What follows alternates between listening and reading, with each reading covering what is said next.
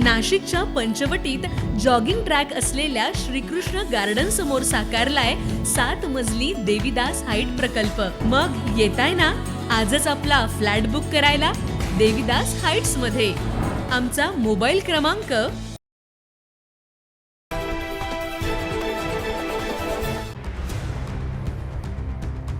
3.5 शक्तिपीठांपैकी अर्धशक्तिपीठ असलेल्या वनी सप्तशृंगी गडावर दररोज हजारो भाविक दर्शनासाठी येत असतात। मात्र सप्तशृंगी निवासिनी देवी ट्रस्ट कर्मचाऱ्यांच्या न्याय हक्कासाठी व व्यवस्थापकांच्या मनमानी कारभाराविरोधात आज वनी इथं कर्मचाऱ्यांचे बेमुदत उपोषण सुरू आहे।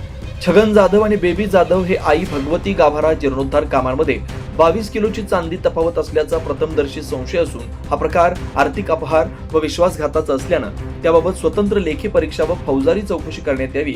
ट्रस्ट कर्मचाऱ्यांना 7वा वेतन आयोग लागू न करणं हे कामगार कायद्याचं उल्लंघन नसून तात्काळ आयोग लागू करून सर्व थकीत रक्कम व्याजासह अदा करण्यात यावी।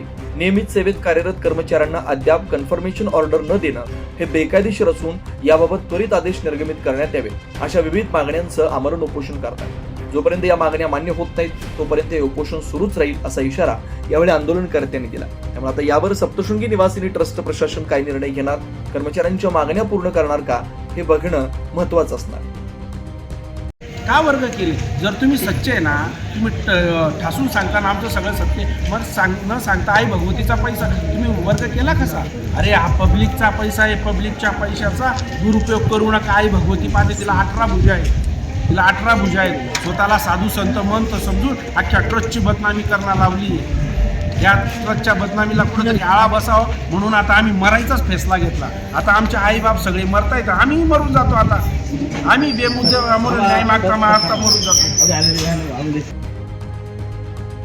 News Maharashtra bureau, Nashik.